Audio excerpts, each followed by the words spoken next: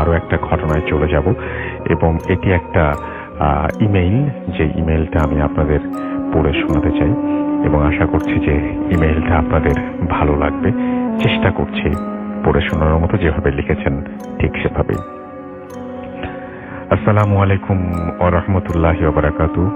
রাসেল ভাইয়া, আপনি সর্বদা ভালোর দলে, তাই আর জিজ্ঞেস করলাম না কেমন আছেন। আমি ব্যক্তিগত কারণে আমার নাম গোপন রাখার অনুরোধ করছি। আমি থাকি শ্রমগেট, ঢাকা। স্টুডিওতে আসা আমার পক্ষে সম্ভব না, তাই অনুরোধ করছি ঘটনাটি আপনি পড়ে শোনালে খুশি হব। আমি ভূত এফএমের একজন নিয়মিত শ্রোতা। এই প্রথমবার লিখছি, তাই ভুল হলে ক্ষমার দৃষ্টিতে দেখবেন। ঘটনাটি ঘটে আমার চাচাতো বোনের সাথে। আমি তার মতো করেই বলছি। সাল 2012, মাস জুলাই। দিনটি ছিল রবিবার। আমি আর আমার হাজব্যান্ড ঢাকার একটি ব্যস্ততম স্থানে একটি বিল্ডিংয়ে নতুন শিফট হই। সঙ্গত কারণে নাম উল্লেখ করলাম না। আমার হাজব্যান্ড মুকিত একটি প্রাইভেট কোম্পানিতে জব করায়। তাকে প্রায়শই রাতে লেট করে বাসায় ফিরতে হতো। সেদিনও তার অফিসে কাজের চাপ থাকায় সে অফিসে যায়। আমি আর আমার ছোট ভাই বাসায় সারাদিন নিজেরাই সব গুছানো শুরু করি। আমাদের একটি বেডরুম, সাথে বারান্দা, তার পাশে কিচেন রুম, আর কিচেনের পাশে ডাইনিং রুম ছিল। আর মেইন ডোর থেকে ঢুকেই হলো হল রুম বা ওপেন স্পেস। বিল্ডিং এর আশেপাশে অনেক বিল্ডিং আছে, কিন্তু একটি বিল্ডিং আন্ডার কনস্ট্রাকশন। তবে সেখানে কোনো কাজ চলছে না। সেটি আমার বেডরুমের পাশে। নতুন বাসায় উঠে সব ঠিকঠাক করতে করতে ক্লান্ত আমি সোফাতেই শুয়ে ঘুমিয়ে পড়লাম। হঠাৎ একটা শব্দে আমার ঘুম ভেঙে যায়। চোখ খুলে দেখি চারিদিক অন্ধকার। বুঝলাম কারেন্ট চলে গেছে, কিন্তু শব্দ এখনো আছে, এতটা তীব্র যে আমি ফোনের আলো জ্বেলেই খুঁজতে শুরু করলাম এর উৎস। কেউ চাপা স্বরে গোঙালে যেমন আওয়াজ হয়, আওয়াজটা অনেকটা সেরকম। অন্ধকার হাতড়ে হাতড়ে আমার বেডরুমে গিয়ে উঠলাম। রুমের এক প্রান্তে কেউ একজন দাঁড়িয়ে আছে। ভাবলাম আমার ভাই। বললাম, কিরে তুই এই অন্ধকারে কি করছিস? ও কোনো উত্তর দিল না। আমি ওর কাছে যাব, তখনই ডোরবেলের শব্দ পেয়ে আমি মেইন ডোর খুলতে চলে গেলাম। দেখি আমার হাজব্যান্ড এসেছে। এরপর চার্জার লাইট নিয়ে আমি আমার রুমে যাই। দেখি কেউ নেই। আমার হাজব্যান্ড আর আমার ভাই রিয়াদের সাথে অন্য রুমে কথা বলছে শুনতে পেলাম। ভাবলাম আমি দরজা খোলার ফাঁকে রিয়াদ অন্য রুমে চলে গেছে, কিন্তু তাহলে তো আমার সামনে থেকে যেতে হতো। যাই হোক, আমি কিছু না ভেবে মুকিতকে বাইরে থেকে খাবার নিয়ে এসেছে তা আমরা তিনজন খেয়ে ঘুমোতে গেলাম যার যার রুমে। সকালে উঠে দেখলাম কিচেনে গত রাতের মুরগির মাংসের সব হাড়গুলো ছড়িয়ে ছিটিয়ে আছে। আমি দেখে অবাক হলাম, কারণ 5 তলায় থাকি, এখানে কোনো বিড়াল সাধারণত আসবে না। আমি কাউকে কিছু বললাম না। আসল ঘটনা ঘটলো সেদিন সন্ধ্যায়। আমি কিচেনে রান্না করছিলাম, ঠিক তখন একটি কান্নার আওয়াজ পেলাম। আমার বেডরুমের দিকে যাই, গিয়ে দেখি পর্দার অর্ধ নির্মাণরত বিল্ডিং এর 6 তলায় আবছা অন্ধকারে কেউ দাঁড়িয়ে আছে। আর কিচেনে চলে গেলাম। আর তার একটু পরে আমার বেডরুম থেকে কর্মর শব্দ। আমি রুমে চলে গেলাম এবং যেটা দেখলাম সেটা দেখে আমার গা শিউরে উঠল। দেখলাম আমার রুমের মেঝেতে আমার ভাই রিয়াদ পড়ে আছে, আর তাকে কেউ খাবলে খাবলে খাচ্ছে। যে খাচ্ছিল সে আমার দিকে উল্টো হয়ে বসেছিল, তাই মুখ দেখতে পাইনি। এই দৃশ্য দেখার পর আমি ভয়ে দৌড়ে বাসা থেকে বের হয়ে সিঁড়ি থেকে নামতে থাকি।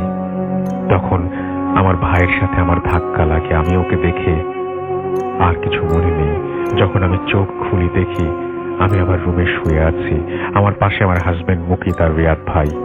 ওদের সব খুলে বলি, মুকিত বলল আমি সিঁড়িতে অজ্ঞান হয়ে যাওয়াতে রিয়াদ ওকে ফোন করে আর আশেপাশের লোক ডেকে আমাকে বাসায় নিয়ে আসে। ঘটনাটা এখানে শেষ হলে ভালো হতো হয়তো, কিন্তু সেদিন রাতে আরো খারাপ কিছু আমার জন্য অপেক্ষা করছিল।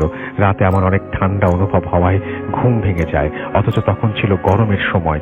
আমি সবসময় ডাইনিং রুমে লাইট অন করে ঘুমাই। সেই রাতে আলো কিছুটা কম থাকায় আমি বেডরুমের দরজার সামনেও পড়ে এবং সেই আবছা আলোতে আমি যা দেখলাম তা দেখার জন্য আমি মোটেও তৈরি ছিলাম না। দেখলাম একটি লোক খালি গায়ে ধুতি পরা, তার হাতে একটি ফাঁসির দড়ি, সে আমাকে ডাকছে হাত ইশারা দিয়ে। তার কপাল কাটা, সেখান থেকে রক্ত পড়ছে। আমার সমস্ত শরীর ঘামে ভিজে গেছে, একটুও নড়তে পারছি না। আমার কণ্ঠ থেকে কোনো আওয়াজ বের হলো না। লোকটি ক্রমশ আমার দিকে এগোতে থাকলো, খুঁড়িয়ে খুঁড়িয়ে। আমি এক বিন্দু নড়তে পারছি না। ভয়ে আমার গলা শুকিয়ে আসছে। প্রচন্ড জোরে আমি চিৎকার দিয়ে অজ্ঞান হয়ে যাই। সকালে ঘুম ভেঙে দেখি গায়ে প্রচুর জ্বর। আমার হাতের কবজিতে আঙুলের হালকা ছাপ, মনে হয় কেউ আমাকে টেনে বা জোরে শক্ত করে ধরেছিল। মুকিত আমার চিৎকারে ঘুম থেকে উঠে দেখে আমি অজ্ঞান। আমার ভাই আর মুকিত সারা রাত জেগে থাকে। আমি নাকি কিছুক্ষণ পর পর গোঙাচ্ছিলাম। সকালে আমার ঘুম ভাঙার পর এলাকার হুজুরকে আনা হয়। তিনি আমাকে পানি পড়া ও তাবিজ দিয়ে যান আর বলেন পাশের বিল্ডিং এর কাজ 9 বছর ধরে বন্ধ। ওই বিল্ডিং এর মালিক নারায়ণ চন্দ্র লোনের টাকা পরিশোধ করতে না পেরায় এক রাতে 6 তলায় ফাঁস নেন, আর তখন থেকে খালি গায়ে শুধু ধুতি পরা ছিলেন তিনি। তারপর নাকি প্রায়শই মানুষ গভীর রাতে কান্নার আওয়াজ শুনতে পেত। কেউ কেউ দেখেছেও ধুতি পরা আর খালি গায়ে কে যেন হাঁটছে 6 তলায়। এরপর আমরা বাসা চেঞ্জ করার সিদ্ধান্ত নেই, তবে অন্যত্র যাওয়ার আগ অবধি আমি আর কিছু দেখিনি। মাঝে মাঝে গোঙানোর শব্দ পেলেও আমি আর ওই বিল্ডিং এর দিকে তাকাতাম না। সন্ধ্যায় আর রাতে কখনো একা থাকিনি। 9-10 দিনের মধ্যেই নতুন বাসা পেয়ে সেখানে চলে যাই। আমার হাতের হালকা ছাপের দাগটাও ছিল না আর। এরপর আমি আর কখনো কিছু দেখিনি বা শুনিনি। এই ছিল আমার বোনের ঘটনা। ভালো লাগলে পড়ে শোনাবেন। আমি পড়ে শোনালাম ঘটনাটি এবং আশা করছি আপনাদের ভালো লেগেছে।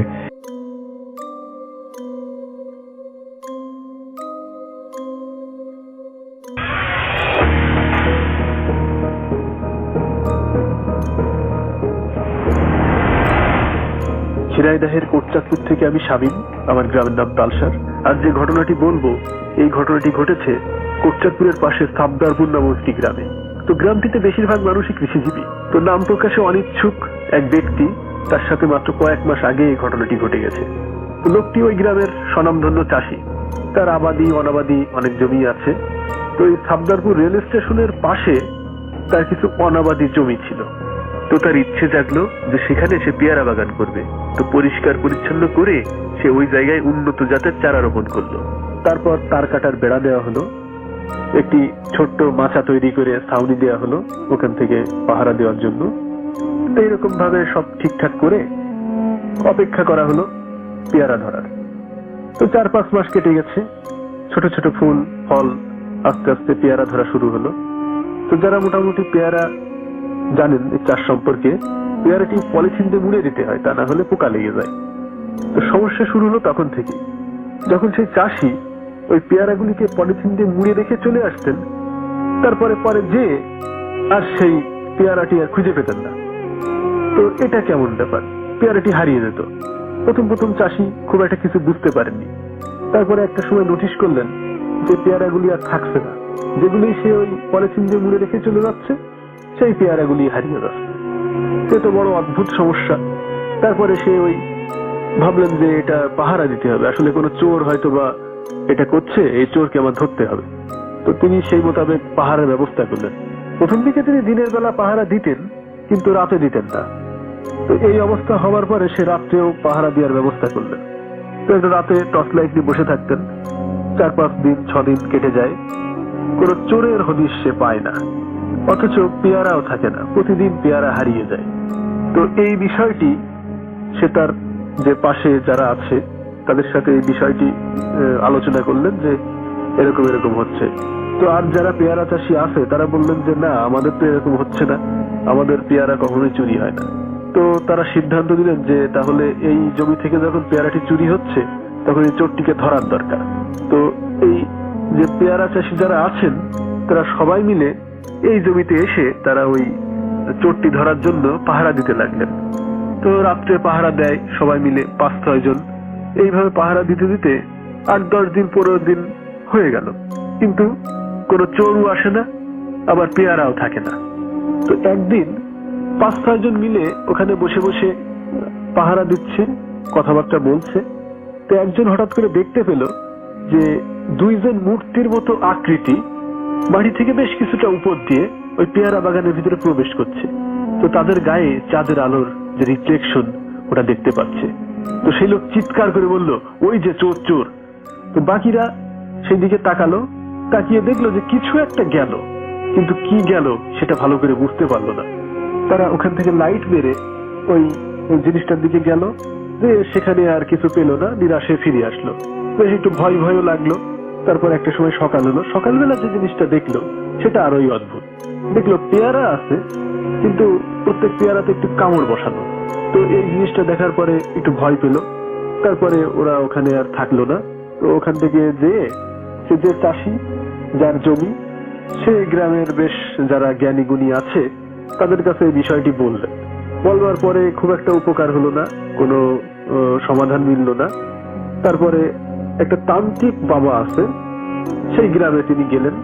যাওয়ার পরে তান্ত্রিক বাবাকে সবকিছু বলার পরে তান্ত্রিক বাবা ওই জায়গাতে এসে পরিদর্শন করে বলল যে এখানে তো অনেক সমস্যা আছে, তো সমস্যা ঠিক করা যাবে, কিন্তু কিছু জিনিস আমাকে এনে দিতে হবে এবং সেটা তোকে এনে দিতে হবে, সেই চাষিকে বললেন।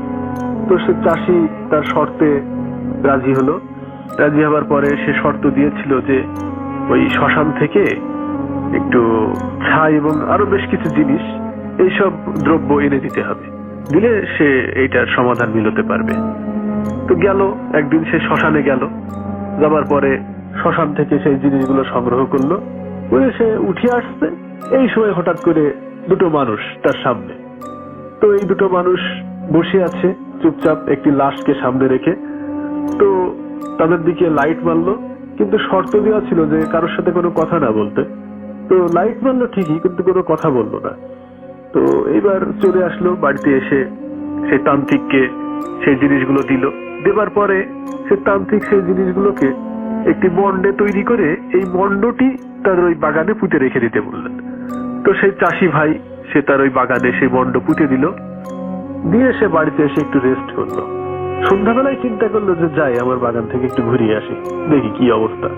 তো সন্ধ্যার সময় সে চাষি তার বাগানে যে দরজা খুলতেই যা দেখলো তাতে আর কোনো সন্দেহ থাকলো না, এবার হয়তো আর তার রক্ষা নেই। সে দেখলো 2 জন ব্যক্তি, সেই তারাই যাদেরকে সে শ্মশানে দেখেছিল, তার দিকে প্রচন্ড গতিতে ছুটে আসছে। কিছু ভাবার আগেই তার সামনে এসে বলল, তুই আমাদের থাকার জায়গা নষ্ট করেছিস কেন? এই কথাটি শোনার পরে প্রচন্ড ভয়ে সে তার বাগান থেকে দৌড়ে বাজারের দিকে চলে গেল। বাজারে যে একটি দোকানের সামনে সে পড়ে গেল। তারপরে তারা ওখানে যারা ছিল সবাই মিলে ধরে তাকে পানি টানি দিয়ে জ্ঞান ফিরিয়ে বাড়িতে নিয়ে গেল। বাড়িতে নিয়ে যাওয়ার পরে সবকিছু শুনলো, শোনার পরে বেশ সে অসুস্থ হয়ে গেল। অসুস্থ হবার পরে সে আর কোনো রকমই সুস্থ হচ্ছিল না। অনেক ডাক্তার, কবিরাজ বা যা যা আছে গ্রামে সবকিছুই দেখানো হলো তাকে। তো কোনোভাবেই আর কোনো তার আর সুস্থতা আর কোনো রকমই সম্ভব নয়। তো তারপরে এক সময় সেই তান্ত্রিক বাবার কাছে নিয়ে যাওয়া হলো। তান্ত্রিক বাবা বললেন যে আসলে এটা তো বেশ সমস্যা, এখানে পেয়ারা বাগান করা যাবে না। তো ওই পেয়ারা বাগানটি কেটে ফেলার নির্দেশ দেওয়া হলো এবং ওই যে পিণ্ড মণ্ডগুলো পোতা হয়েছিল ওগুলো সেই চাষিকে দিয়ে আবার শ্মশানে রেখে আসা হলো। তারপরে মোটামুটি সেই চাষি ব্যক্তি সে আস্তে আস্তে সুস্থ হয়ে গেল, তার জ্বরটা সেরে গেল, এখন সে সুস্থ আছে। তবে সেই পেয়ারা বাগানটা এখন একদম খাকা করছে। মোটামুটি যারা এই সাবদারপুর এলাকাবাসী আশপাশে যারা শুনছেন তারা বুঝতে পারছেন যে আমি কোন জায়গার কথা বলছি। তো ট্রেনে যেতে গেলেও দেখা যায় পেয়ারা বাগানটা একদম ফাঁকা পড়ে আছে। তো মোটামুটি এটাই ঘটনা। অনেকে ওখানে ওই জমিকে ভুতুড়ে জমি বলছে, যারা আশপাশে আছে তারা ওখানে খেলাধুলাও করতে যায় না, ওটাও হয়ে পড়ে আছে। তো এর সঠিক কারণ এখনো জানা যায়নি কি কারণে এটা হচ্ছে, তবে এটাই ছিল ঘটনা। ঘটনাটি শোনার জন্য ভূত এফএমের সকল শ্রোতাদের ধন্যবাদ। ধন্যবাদ ভূত এফএম। ধন্যবাদ রাসেল ভাই আমাকে দ্বিতীয়বার সুযোগ করে দেওয়ার জন্য। আমার নাম ইয়াসিন মাহমুদ সম্রাট, আমি এসেছি পুরান ঢাকা কলতা বাজার থেকে। চলে যাই ঘটনায়। তো এই ঘটনাটাও একটা বাড়ি কেন্দ্রিক পুরান ঢাকার। তো শুরু করছে একটা বিয়ের অনুষ্ঠান থেকে। একটা ছোট ভাইয়ের বিয়ের অনুষ্ঠান হচ্ছিল আমাদের। তো আমাদের হলুদ গুলো না আমরা প্রায় ম্যাক্সিমাম বাসার ছাদে করে থাকি। তো বাসার ছাদের 5 তলা 6 তলা ছিল আন্ডার কনস্ট্রাকশন। তো 6 তলার মধ্যেই আপনার প্যান্ডেল ট্যান্ডেল করে অনুষ্ঠান আয়োজন করা হয়। তো অনুষ্ঠানে বাইরে থেকে আমাদের কিছু গেস্ট এসেছিল। আপুরা 3-4টা আপু ছিল, আপুরা শাড়ি টাড়ি পরা। তো অনুষ্ঠান শেষ হওয়ার পরে সবাই সবার মতো নিচে নেমে যাচ্ছে। কিছু ছোট ভাইরা 5 তলাতে বসে আড্ডা দিচ্ছিল চ্যাটার দিয়ে। হঠাৎ করে ওরা লক্ষ্য করলো যে 5 তলা সিঁড়ি কোঠা ক্রস করে 6 তলায় 1-2জন উঠে যাচ্ছে। পুরা চেহারা দেখেনি, জাস্ট শাড়ির পিছনের সাইডে যে পাড়টা থাকে বাতাসে উড়লে যতটুকু দেখা যায় ততটুকু দেখেছে। তো ছোট ভাইদের মধ্যে একজন বললো দাঁড়া আমি একটু কথা বলে আসি ওনাদের সাথে। তো যেই বলা ওই যাওয়া, তো দৌড়ায় গেছে। যাওয়ার পরে আর বাকি যে 3-4জন ছিল চেয়ারে বসা, ওরা খালি একটা সাউন্ড পেল চিৎকারের সাউন্ড। একজন চিৎকার করে পড়ে গেছে। সবাই মিলে ওর কাছে গেল, ধরাধরি করে পানি টানি ছিটায়। যখন ওর জ্ঞান ফিরলো তখন বলে কি হয়েছে তুমি এরকম যে চিৎকার দিলে কেন? বাকি 3-4জন দেখেছে যে শাড়ির পাটটা যে উপরে উঠছে কেউ। তো ছাদে তো ওরা দৌড়ে যায়, কারোর পায়ে নেই। আর যখন দেখে যে একজন অজ্ঞান হয়ে পড়ে আছে তখনও বুঝছে ওটা প্যারানর্মাল। জিজ্ঞেস করার পরে ওই লোক বলতেছে যে আমি গেছি, যা বলতেছি আপনারা কে কে ছাদে উঠেছেন কজন? তো যখনই এতটুকু বলছে, যিনি ছিল উনি ওইভাবেই ঘুরেছিল, কিন্তু পুরা মাথাটা একটা মানুষের ঘাড় যদি পুরাটা ঘুরে যায় রোটেট করা যেরকম লাগে, হঠাৎ করে খালি রোটেট করে ওনার দিকে তাকাইছে। এতটুকু দেখার পর লোকটা সহ্য করতে পারেনি, ওইখানেই উনি ফেন্ট হয়ে যায়। তো এই বাসায় এরকম আরো অনেক কাহিনী আছে। ওই বাসায় অনেকে বলে পুড়ি আছে। তো ওই বাসারই আরেকটা ফ্লোরের আমাদের আরেকটা ভাই থাকতো, ভাইটার নাম সঙ্গত কারণে বলতে পারছি না। ও ঘুমায় আছে। তো হঠাৎ করে ওর গার্লফ্রেন্ড স্বপ্নে দেখলো যে কে জানি ওর বয়ফ্রেন্ডকে জবাই দিতেছে। And it was so real, মানে এমন মনে হচ্ছিল না যে স্বপ্ন দেখছে। তো মেয়েটা হুড়মুড় করে কান্না করে বাসায় গেল। বাসায় যে ছেলের গেট নক করতেছে, অনেকক্ষণ ধরে নক করছে, গেট খুলে না। মেয়ে আরো ভয় পেয়ে গেল। যার পর ফ্রেন্ডসদের কল করলো যে দেখো তোমাদের ফ্রেন্ড তো এরকম দেখছি আমি স্বপ্নে, গেট খুলতেছে না। তোর ফ্রেন্ডরা সামহাও আসার পরে কোনো মতে দরজা খোলার পরে ওই ছেলে যখন ঘুম থেকে উঠে যাই নিয়ে স্বপ্ন দেখছে, ওই ছেলে ঘুম থেকে উঠে কারো কিছু না বলে হুড়মুড়ে কান্না শুরু। অনেকক্ষণ কান্না করার পর কি হয়েছে জিজ্ঞেস করার পর বলে আমি স্বপ্ন দেখলাম যে আমারে একটা হুজুরের মতো লোক চাপ দাঁড়িয়ালা মাথা টুপি পরে আমারে জবাই দিতেছে। তো এটা কিভাবে কোইন্সিডেন্টটা কিভাবে মিললো? গার্লফ্রেন্ডের স্বপ্ন দেখে বাসায় আসলো, ওই ছেলে ওই স্বপ্ন দেখে উঠে কান্না করতেছে। তো সবাই নোটিস করলো ওই ছেলেটার গলায় পাতলা একটা দাগ, মানে কেউ যদি ধারালো কোনো কিছু আমাদের গলায় রেখে চাপায় দেয়, যতটুকু কাটবে ততটুকুই। তো ওই বাসার আরেকটা ঘটনা আছে ওই ছেলেরই। তো ওই ছেলে গার্লফ্রেন্ডের সাথে কি প্রবলেম নাকি ছাদে উঠেছে, সুইসাইড করবে, মারাই যাবে, এই করবে না। তার ফ্রেন্ডের ফোন দিয়ে বলতেছে এরকম এরকম আমি থাকবো না, সুইসাইড করবো। তো ওই ফ্রেন্ডটা দৌড়ায় গেছে। আসার পরে ওই ফ্রেন্ডটা দেখে বলে কি রে তুই, মানে খুবই নর্মাল ছিল, ফোনে যেরকম ছিল সামনে এরকম ছিলই না। তো বলে কি হয়েছে? তখন বলতেছে যে একটা আপু আমার হাত ধরে আমারে নিয়ে ছাদে টাঙ্কির সামনে চলে গেছে, তারপর আমার কিছু মনে নাই। আপুর আমি এখনো খুঁজতেছি আপু কই গেল, ওই ঠিক রেড শাড়ি পরা আপুটা। তো ওই বাসা অনেকেই দেখেছে, ওই বাসার টাঙ্কির উপরে একজন বসে থাকে, পা ঝুলায় মাঝে মাঝে উকি দেয়। তো মুরব্বীরা বলে ওই বাসার ছাদে পড়ি আছে। এখন উনি কারো ক্ষতি করার জন্যই বাসায় আছে না আমার ওদের বাসার মানুষের উপকার করার জন্য, এটা এখনো মিস্ট্রি। এই ছিল ভাইয়া।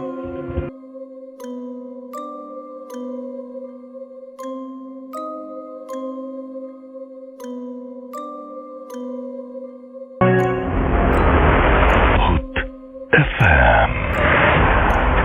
The night comes alive. বিশ্বাস করা না করাটা আপনার ব্যাপার।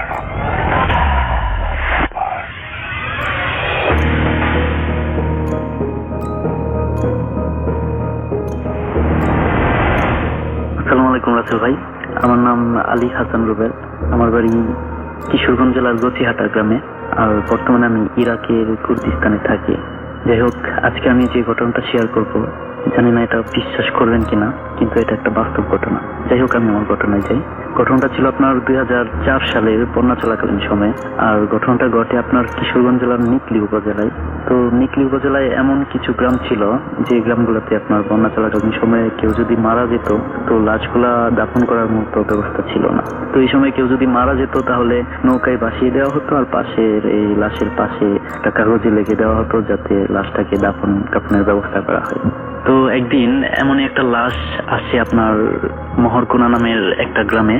তো ওই গ্রামের সবাই লাশটাকে নৌকা থেকে তুলে এনে দেখে যে কাগজ এরকম লেখা যাতে লাশটাকে জানাজা পড়ে দাফন করানো হয়। সবাই লাশটাকে জানাজা টানাজা পরে গোসল টোসল করে জানাজা পরে তারপর লাশটাকে দাফন করে। দাফন করানোর পর যে কবরে দাফন করা হয় ওই কবরে আপনার একজন লোক পাহারার দায়িত্বে থাকতো। উনি লাশ গোসল করাতো আর কবরস্থান পাহারার দায়িত্বে থাকতো। আর ওনার থাকার ঘরটা ছিল আপনার কবরস্থানের পাশেই, এক সাইডে ছিল। তো উনি যেদিন লাশটাকে আপনার দাফন করে ওই দিন রাত আনুমানিক 12টা বা 1টার দিকে উনি দেখতে পায় যে নতুন যে কবরটা, যে কবরটার মধ্যে লাশটাকে দাফন করা হয়েছে ওই কবরের পাশে সাদা কাফনে মোড়ানো একটা কিছু পড়ে আছে। প্রায় তখন রাত 1টার মতো বাজে। উনি কি করে লাইট দিয়ে দেখে, দূর থেকে দেখে কবরস্থানের ভিতরে যায়, গিয়ে দেখতে যায় যে জিনিসটা কি। তো উনি কবরস্থানের পাশে গিয়ে দেখে যে আজকে যেই সন্ধ্যাবেলা যে লাশটাকে দাফন করা হয়েছে সেম লাশটা কবরস্থানের এক সাইডে পড়ে আছে। কিন্তু আশ্চর্যের বিষয় হচ্ছে আপনার কবরস্থানের কোনো মাটি খোঁড়া হয়নি। যদি কেউ লাশটাকে চুরি করে বা লাশটা আপনার কেউ নিয়ে যাওয়ার চেষ্টা করে তাহলে তো কবরস্থানের আপনার কবরের যে উপরের মাটিগুলা ওইগুলা সরানো থাকবে, কিন্তু এমন কিছুই ছিল না। এটা দেখে উনি অনেক আশ্চর্য হয়। হওয়ার পর আপনার পাশে যে মসজিদ ছিল এই মসজিদে যায়, মসজিদের ইমাম সাহেবকে ডেকে আনে। ইমাম সাহেব, এলাকার মানুষ আসে, সবাই এসে দেখে এই ঘটনা দেখার পর আপনার সবাই তো অনেক আশ্চর্য হয়ে যায়। ইমাম সাহেব বলে ঠিক আছে কবরটা খোঁড়ো। তারপর উনি কবরটা আবার খোঁড়ার পর দেখে যে কবরের ভিতরে কোনো লাশ নেই। তারপর ইমাম সাহেব বলে আচ্ছা ঠিক আছে, লাশটাকে আবার দাফন এই কবরের দিয়ে মাটি দাও। তো আবার কবর দেওয়া হয় লাশটাকে। দেওয়ার পর আপনার ওই দিন সবাই চলে যায়, এই দিন আর কোনো কিছু হয় না। পরের দিন রাতে এই যে লোকটা কবরস্থান পাহারা দিতে থাকতো উনি আপনার স্বপ্নে দেখতে পায় যে দুইজন জুব্বা পরা লোক এসে কবরস্থান থেকে লাশটাকে উঠিয়ে মাটি এই কবরস্থানের এক সাইডে রেখে চলে যায়। তো উনি স্বপ্ন দেখে আর ওনাকে বলে যে এই লাশটাকে যেন এই কবরে দাফন না করা হয়, কারণ এখানে আগে থেকে একটা কবর ছিল। এই কবরটা ছিল আপনার একজন খুব পরহেজগার একজন মানুষের। আর যে লাশটাকে এই কবরের উপরে মাটি দেওয়া হয়েছে, কবর দেওয়া হয়েছে, ওই লাশটা ছিল আপনার একটা আত্মহত্যা করা লাশ, যেটা কিনা এই এলাকার কেউ জানতো না। তো এই স্বপ্ন দেখার পর ওনার ঘুম ভেঙে যায় সাথে সাথে। তখন প্রায় শেষ রাতের দিকে ওনার ঘুম ভাঙার পর উনি যায়, গিয়ে আবার লাইট টিপ দিয়ে দেখে যে না, সেম অবস্থা, আগের মতোই অবস্থা, এক সাইডে লাশ পড়ে আছে। তারপর উনি কি করে যে ভয়ে আর কাছে যায় না। তো ফজরের আজান পড়ার পর আপনার উনি হুজুরের কাছে যায়, হুজুরে ডেকে আনে, এলাকার মানুষরা ডেকে আনার পর সবকিছু খুলে বলে যে আমি তো রাতে এরকম স্বপ্ন দেখছি আর স্বপ্নে আমার এরকম কথা বলছে। তো সবাই তো শুনে খুব আশ্চর্য হয়ে যায়। আর সবাই বলে ঠিক আছে, হুজুরকে বলে হুজুর এটা কি করা যায়, আপনি একটা সলিউশন বের করে দেন। তারপর হুজুর বলে যে ঠিক আছে, এটা আবার নতুন কবর খুঁড়ে এটাকে দাফন করা হোক, কিন্তু এই কবরের উপরে যেন আর দাফন না করা হয়। তারপর হুজুরের কথা মতো আবার নতুন জায়গায় কবর করা হয়, করে ওই দিন আবার নতুন করে এটাকে কবর দেওয়া হয়। এরপর থেকে আর কোনো সমস্যা হয়নি। তো এটাই ছিল আমার ঘটনা। আর সবাই ভালো থাকবেন। আসসালামু আলাইকুম।